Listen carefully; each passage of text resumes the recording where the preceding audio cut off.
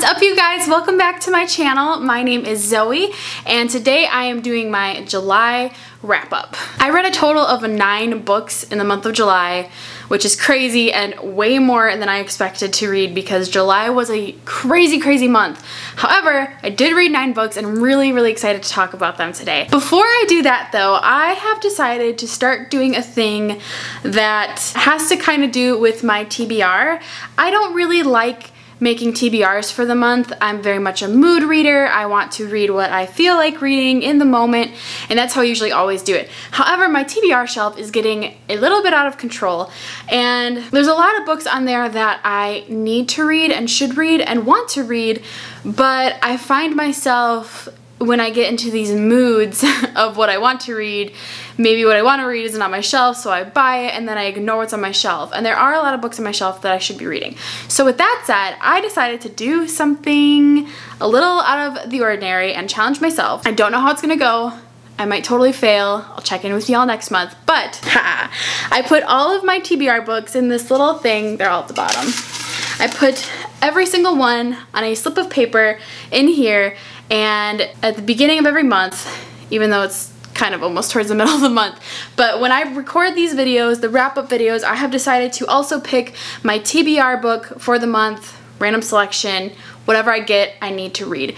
So that's what I'm gonna do. One stipulation: if there is something in here that I pick, this is kind of a challenge for myself, if there's something in here that I pick and I really don't want to read it, I should consider getting rid of it. Because if I don't want to read it and it's on my TBR shelf, then I don't really want to read it. There's a lot of books that I do want to read though, so this is what's gonna choose for me. I'm a little nervous and I hope that I pick something that I want to read because I don't want to get rid of anything. But let's head over to my TBR shelf and see what I will be reading during the month of August. Here's my TBR shelf. I've got a nice little selection, and I'm gonna go ahead and select what I will be reading in the month of August. Here we go. This is the one I picked. It is, oh, Rice Rolls, yay! I did want to read that one. So, this is the other additional book that I will be reading for the month of August. I'm really excited. I talked about this actually in like my last haul video, but it's pretty much like a contemporary, and I'm excited to read it. So, there's that, yay! Back over to my red shelf, yeah. Oh man, I'm parched. I need some water. 1 second. 1 second later.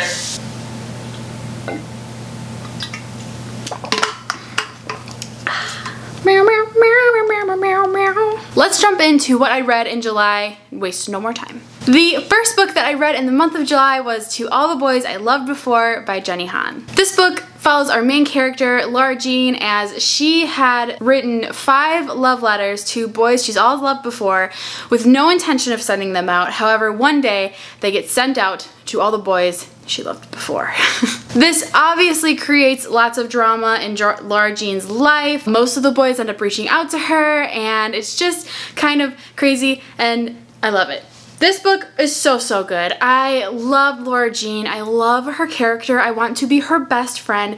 I think what's so endearing about this series and why people love it so much as a contemporary is that the characters are just so well fleshed out. They feel so real, and the experiences that Laura Jean has feel very real and relatable, and Jenny Han just creates like family dynamics and friendship dynamics and romance dynamics that I think we can all just relate to, and that's so awesome. I thoroughly enjoyed this book. I really love this series. I need to read number 3, but I'm almost done and I'm really excited to see how it wraps up. There are 3 books in the series. I gave this 4.5 out of 5 stars. The next book that I read in the month of July was Station 11 by Emily St. John Mandel. It's kind of hard to explain the story, but basically it follows kind of a troupe of actors and actresses and musicians, like an orchestra, that travel around the world after an apocalypse happens. There's definitely a lot more to it. This is a very character-driven book. You really get a sense of what happened before the apocalypse happens, and then afterwards, and the survivors, and just everything in between.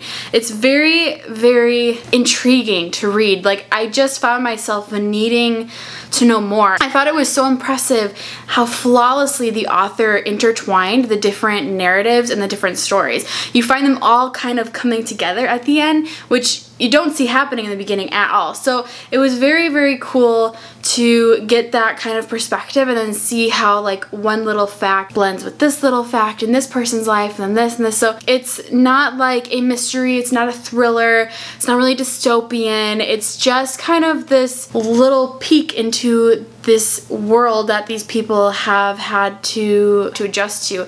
It was really, really thought-provoking. I thoroughly enjoyed it. It's not my favorite. I did find it hard to get into at first, and it's not a book that necessarily sticks with me personally, but I did still really enjoy it, and for that reason I gave it 3 out of 5 stars. The next book that I read in the month of July was By Your Side by Casey West. This book follows our main character Autumn, who ends up getting trapped in a library, in her school's library, overnight with a boy that she goes to high school with. They're not that great of friends or anything like that, but they are trapped for like the weekend while her friends and the boy that she likes are off, you know, having like a fun time on the weekend to like some ski resort or something like that. I can't really remember what else happened in this book. There was a love triangle, obviously, and Autumn deals with anxiety and doesn't know how to tell her friends that she deals with anxiety. And then the boy that's in the library with her is kind of a little rough around the edges, so we learn about his history. You know, I was really excited about reading this because the idea of a book centering around 2 people trapped in a library together totally had me hooked. I was like, that's gonna be so good. But that was only about like the first 50 pages, and I really thought it was gonna be like the whole book. I think that would be such a cool book. If anyone knows of a book like that, let me know, because I will read it. But that just wasn't this book at all. It was definitely more so like what happened after and then what evolved between the characters. I didn't care for it. I really didn't like it. I did give it 2 out of 5 stars, but I think I'm gonna knock it down to 1 because I just didn't like it. There's so many other contemporaries, romance contemporaries that I enjoy, and this was just not one of them. The next book that I finished in the month of July was Home Time by Campbell White. This big old book is a graphic novel that follows 5 or 6 different elementary school kids as they get sucked into this other fantasy world one day after school. They are trying to just go home after school. It's home time, and they end up getting sucked into this fantasy world for a very, very long time. That's basically the whole entire gist of this book, is them adjusting to this world. We find out some of them are really enjoying being here, others are just desperate to get home and want to figure out how to get home, and then there's a little bit of political intrigue when it comes to the fantasy world that they got sucked in. They were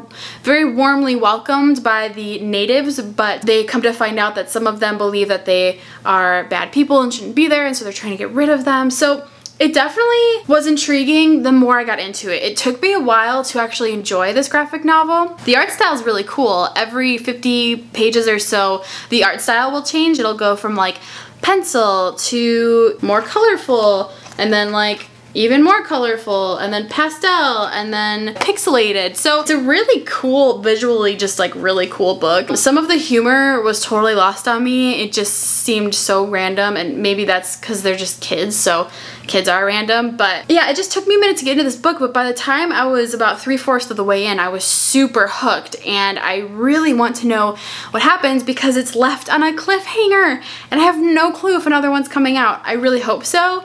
I would love to get the other one, but yeah, just cliffhanger, and I just want to know what happened. Because it took me a minute to get through, and because some of the humor I just found confusing, I ended up giving this 3 out of 5 stars. I still really liked it as a graphic novel, really, really fun read, and recommend it. The next book that I read in the month of July was probably my favorite book that I read all month, and that was Hidden Bodies by Carolyn Kempnes. This is book 2 of the You, I believe, duology. I don't think there's a 3rd one coming out. So her first one is called You, and then this one is the sequel, Hidden Bodies. It follows our main character, Joe Goldberg. It's so hard for me to say that.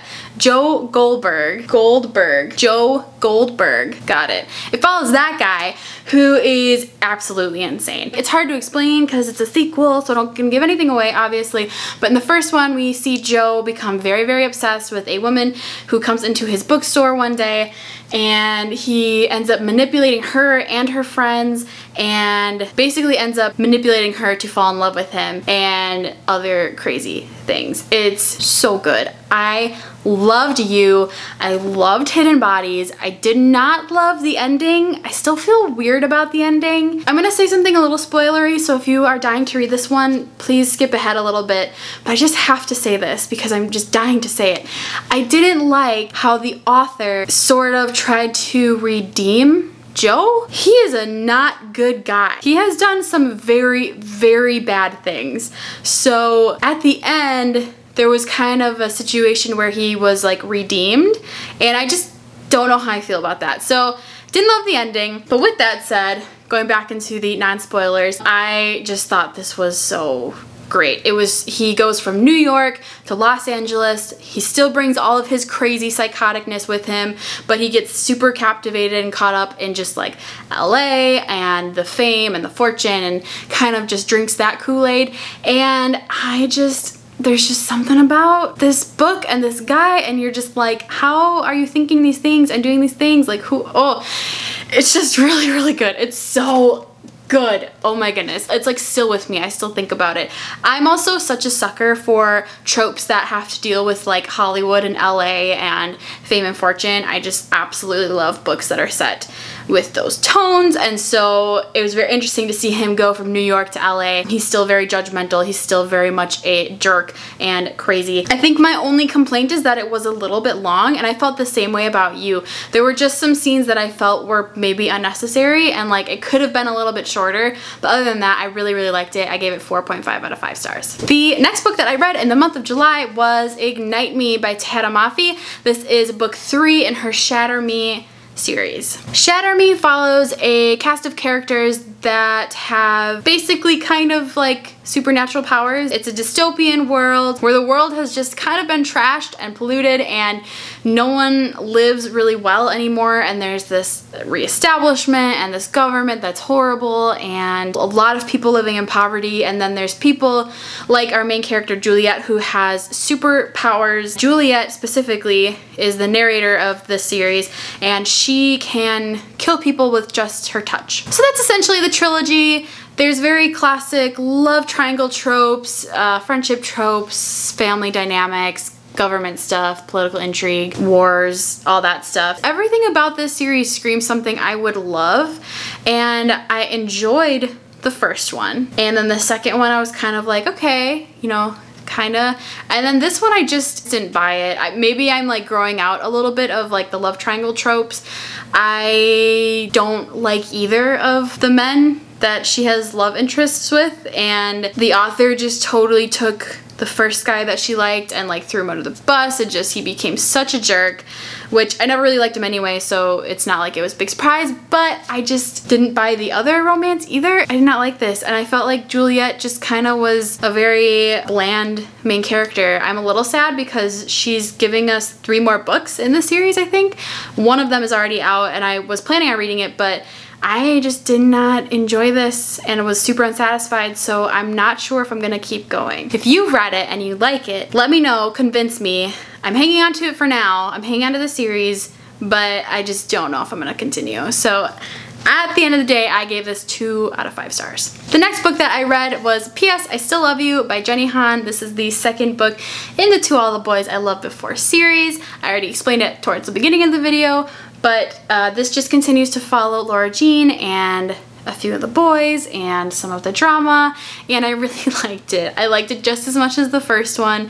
It's interesting because I read these a few years ago and I did not like the second one, and I think I just like hated the route that it took and the choices that Laura Jean made. But reading it again, I kind of had a different perspective, and I really, really liked it. I don't have much more to say about the series. It's just such a fun contemporary. Like, it's just a refreshing contemporary. I feel like the older I get, the more difficult it is to find contemporaries that I actually enjoy and find are like real. And this one just feels real. There's just something about this series that is just so endearing. I definitely want to read the third one. I have it on my TBR shelf. I need to pull that down, I need to finish it because I just really enjoy this series. Overall, I gave this 4 out of 5 stars. The last 2 books that I read in the month of July were books that I read for the readathon, and that was The Promised Neverland Volume 3 and Angus Thongs and Full Frontal Snogging.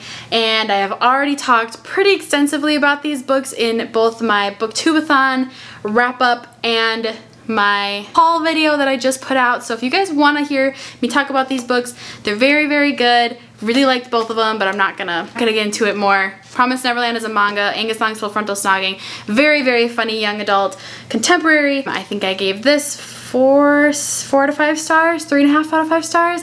And then I gave this one 4 out of 5 stars. So I had a way better reading month than I was expecting. I'm pretty proud of myself for getting through so many books, even though the month was absolutely crazy. Overall, July was a very great month of reading. All right, you guys, well, that's all I have for today. I hope you have a wonderful rest of your day. Be kind to someone today, and I will see you soon in my next video. Bye!